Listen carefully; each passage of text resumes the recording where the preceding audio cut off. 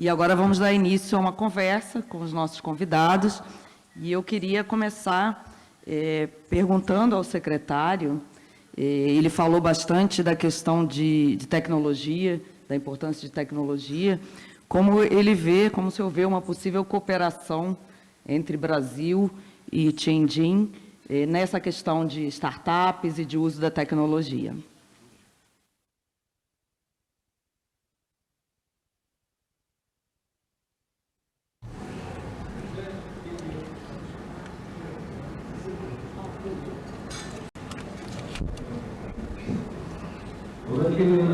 Então, a cidade de Tianjin, como a nossa apresentação, é uma cidade muito importante de manufatura. Então, em termos de pesquisa,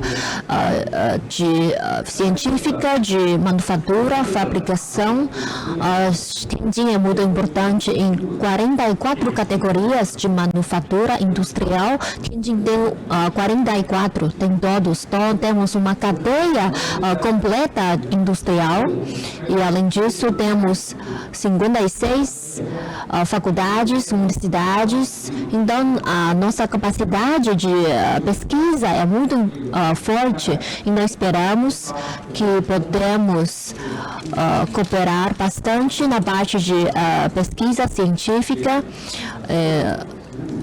servindo melhor para nossos comércios e indústria de dois países. Obrigada.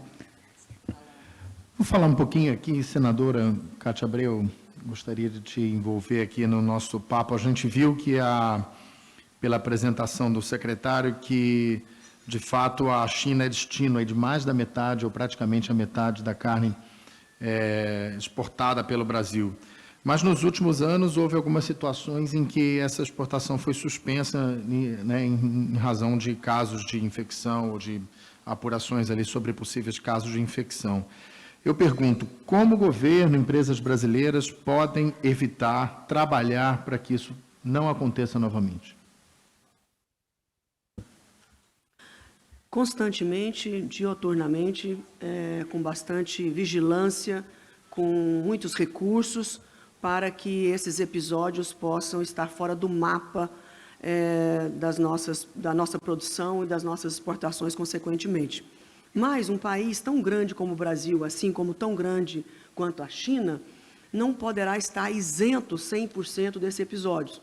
Nós podemos recordar recentemente os problemas que também China teve com os suínos, né, a peste suína. Tiveram que dizimar todo o seu rebanho com muita eficiência, trabalharam rápido, procuraram soluções, e a China tem essa característica de buscar soluções rápidas, e o Brasil, vez por outra, cada vez menos, encontra episódios isolados e que sempre são denunciados, não por terceiros, sempre denunciados pelo próprio Ministério da Agricultura.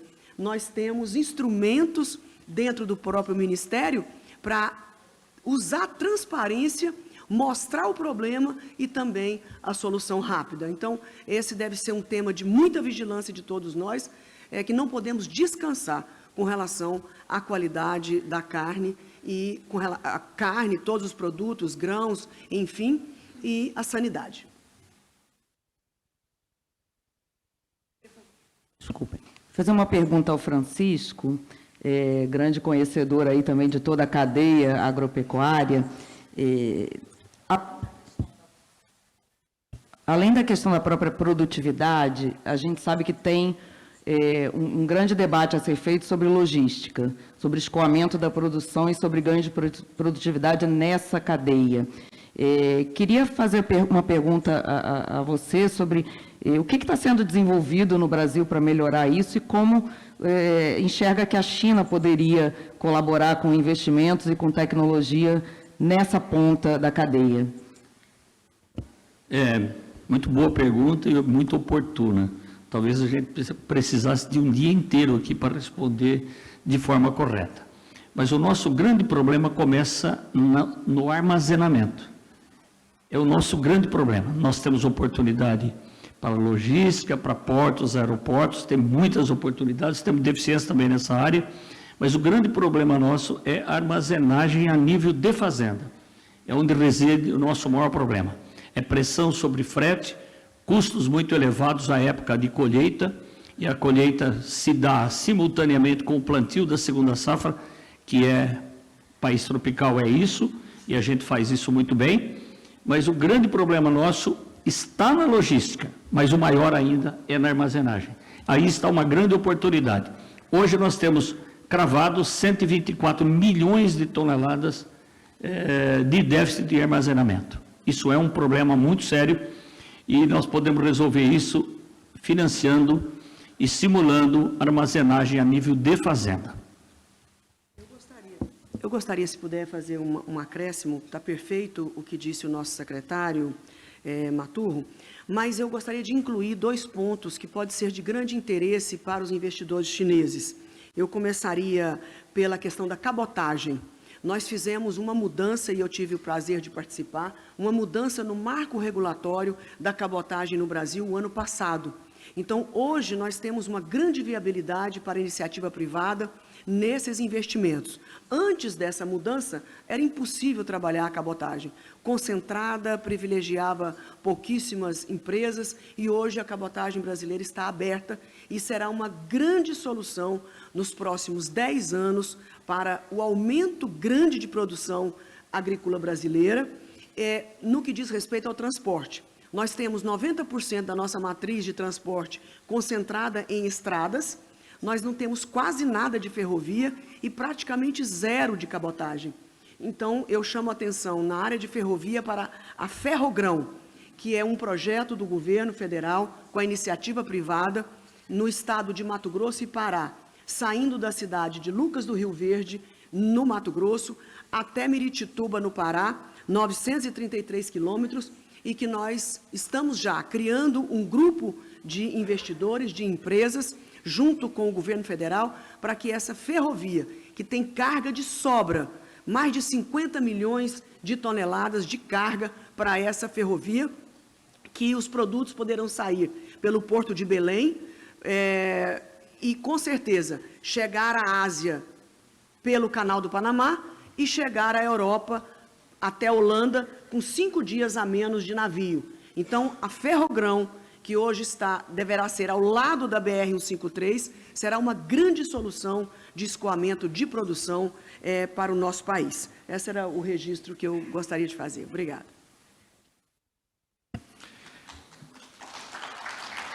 Obrigado, senadora.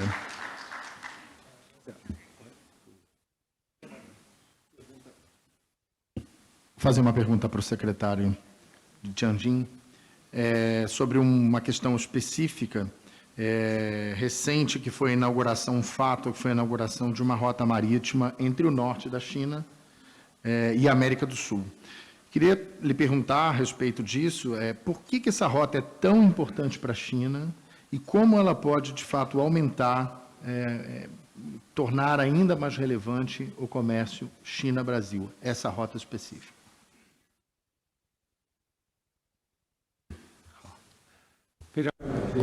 Muito obrigado.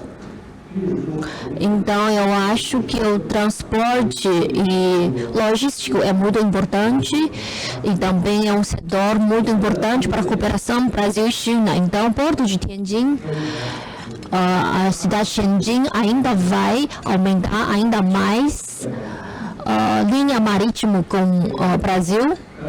Então, Brasil e Tianjin tem grande volume de comércio. Então, Tianjin, em termos de armazenamento e logística, tem capacidade muito forte. Então, Tianjin tem 3 milhões de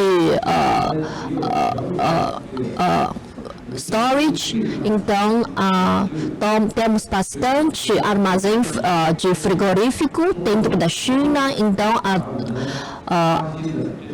podemos aproveitar essa linha marítima para importar mais produtos agrícolas do Brasil, inclusive os produtos de carnes.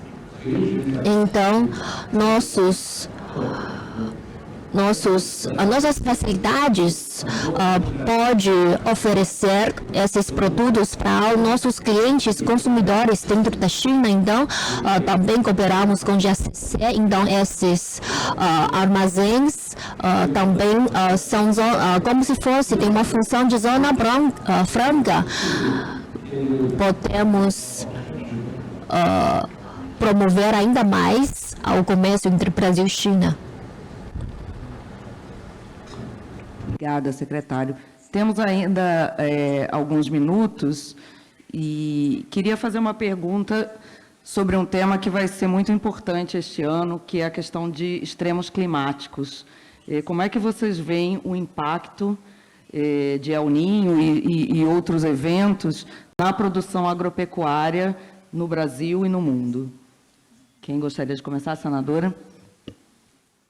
Acho que temos motivos de sobra para nos preocuparmos com o que está acontecendo no mundo. Todos nós deveremos fazer um esforço concentrado, mas não podemos perder de vista as responsabilidades. Quem tem as principais responsabilidades no passado, as responsabilidades históricas e as responsabilidades atuais. Então, tem muitos países que têm responsabilidade histórica que não quer falar no assunto, apenas acusar a responsabilidade atual. E nós sabemos que desde a Revolução Industrial, iniciando na Inglaterra, esse aquecimento veio galopante até um dia desses, e agora, claro, os países em desenvolvimento também quiseram, inocentemente, sem querer prejudicar o planeta, também produzir nos mesmos moldes que produziram os países desenvolvidos. Se nós estamos sendo acusados de prejudicar o meio ambiente, nós queremos lembrar a esses países históricos aquecedores do planeta que eles também precisam compensar o planeta por esse aquecimento provocado até aqui.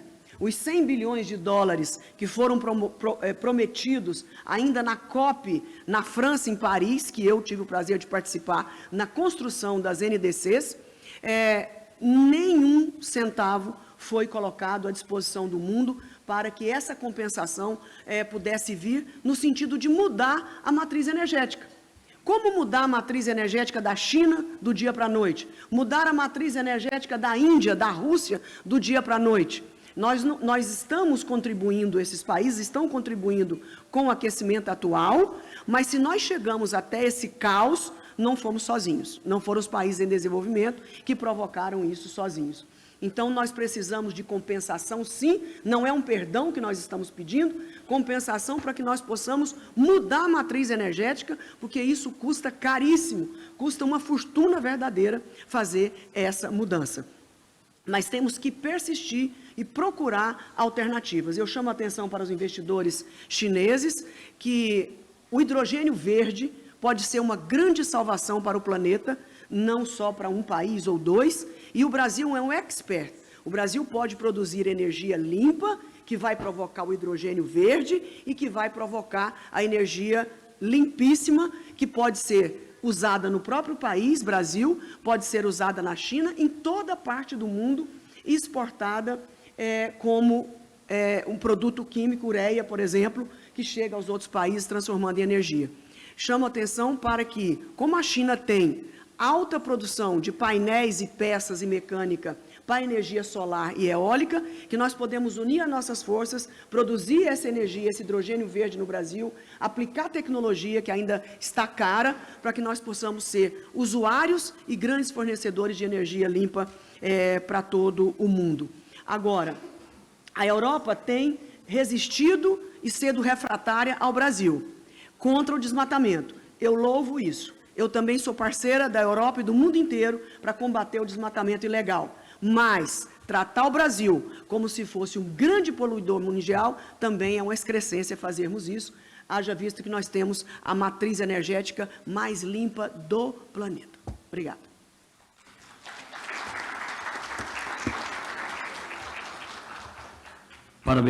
Parabéns, ministra, é isso mesmo.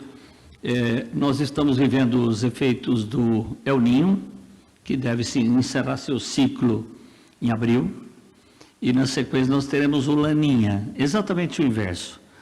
Hoje nós temos excesso de chuvas no sul do Brasil e falta de chuva no centro-oeste e norte, a ponto de secar, praticamente secar o rio Amazonas. Então, isso é coisa da natureza, é cíclica e vai continuar acontecendo. E temos compensação através da ciência e da pesquisa, da tecnologia. Pode ser que um dia a gente venha plantar café e cana-de-açúcar no Rio Grande do Sul, o que hoje não pode por causa do clima. Mas, enfim, a ministra já falou, e é um fato, nós temos a matriz energética mais limpa do mundo, com energia elétrica, através das usinas hidroelétricas, etanol, energia eólica, e estamos caminhando nessa direção. Há 40 anos nós temos veículos movidos a etanol, etanol e gasolina, flex fuel. O agricultor, o produtor ou o consumidor decide na bomba qual combustível que ele vai colocar. Estamos em curso aí para motores exatamente e somente a etanol. Então, a ministra pediu para corrigir a estrada, ela falou 153 é BR-163. Foi ela mesma que se lembrou depois, é 163, que vai lá para o nosso norte do Brasil, o famoso Arco Norte, por onde o Brasil vai continuar crescendo. Então, a ciência e a pesquisa cuida disso. Nós temos hoje variedades de sementes, defensivos, fertilizantes muito adequados às nossas condições de clima. A pesquisa continua trabalhando nessa direção, variedades muito mais resistentes, variedades muito mais ajustadas e, paralelamente a isso, o agricultor também vai trabalhando muito forte no ajuste das janelas de plantio. Nós não temos um ciclo só. Nós temos no Brasil propriedades, muito mais de uma, com 5 safras por ano. É um verdadeiro absurdo, mas só é possível em um país de clima tropical, onde o Brasil domina a agricultura tropical no cinturão do globo. Então, o Brasil é líder absoluto nessa direção, vai continuar crescendo, vai continuar se desenvolvendo, mas o mais importante é que o Brasil continua preservando e produzindo. Eu dou um exemplo para vocês, São Paulo, onde nós pudemos fazer um grande trabalho e continua esse bom trabalho, graças a Deus. Nós já chegamos a 25% de área preservada em propriedades privadas. Isso é custo para o agricultor. Não é só preservar, é disponibilizar 25% do seu capital. Deixar parado, não. Custa para preservar, somos responsáveis caso alguma coisa aconteça, um incêndio criminoso ou algo que aconteça, o proprietário é responsável. São Paulo já tem 25% de área de preservação em propriedades privadas, fora o que é preservado pelo Estado, ao longo das rodovias. São Paulo dá o exemplo, e Brasil dá o exemplo. A própria ministra Marina Silva admitiu, e foi difícil que isso acontecesse, que 98% do agro brasileiro é absolutamente legal. Os outros 2% que faltam aí, para complementar os 100%, não é problema do agricultor, é um problema da polícia, é um problema de quem é responsável pelas coisas que não são feitas de forma correta. Muito obrigado. A gente está com o tempo estourado, mas a senadora pediu para brevemente sobre um assunto importante. Eu não poderia atravessar essas horas todas de voo sem falar no etanol de milho brasileiro, que já representa 30% da produção de etanol no Brasil, ocupando toda a segunda safra, sem prejudicar em absolutamente nada a primeira safra, e fazendo com que nós nos tornássemos exportadores de milho para a China. O que eu chamo a atenção é que o etanol de milho, ele produz um DDG, que seria, na verdade, um subproduto. O que o Brasil produz hoje de DDG do etanol de milho, são 4 milhões de toneladas, que daria para alimentar 4 milhões de cabeças de bovinos por um ano, em confinamento. E isso é uma coisa espetacular. Qual o problema, secretário Li, que nós não podemos comercializar o DDG para a China? Nós não temos um acordo de SPS. Se nós fizermos um acordo de SPS entre os dois ministérios da Agricultura, nós poderíamos já estar exportando não só o milho, mas o DDG para alimentar o rebanho chinês com alta produtividade. Então, era esse o comentário que eu gostaria de fazer. Obrigada. Obrigada. A gente combinou de sempre fazer um resumo aqui no final do painel, então destacando brevemente os temas que foram importantes nessa discussão. O primeiro deles, a garantia de que o Brasil vai atender às questões de segurança alimentar da China, tem condições para isso, a oportunidade de agroflorestas para pequenas, médias e grandes propriedades, como uma forma de recuperação de meio ambiente, a capacidade de Xinjiang de cooperar com pesquisa com o Brasil, com toda a sua expertise e a sua grandiosidade, as oportunidades logísticas de investimento, então citamos aqui cabotagem, armazenagem, que é um grande gargalo, e o transporte logístico, a questão da compensação aos países em desenvolvimento para que eles possam mudar com mais rapidez as suas matrizes, né, tendo compensações dos países que têm responsabilidade histórica, e os novos combustíveis, citados aqui, hidrogênio verde, que pode ser uma grande salvação para o mundo, e o etanol de milho, que ainda não há um acordo com a China e que poderia ser uma grande oportunidade para os dois países. Então, feito o resumo, obrigada a todos por ter... Obrigada aos nossos convidados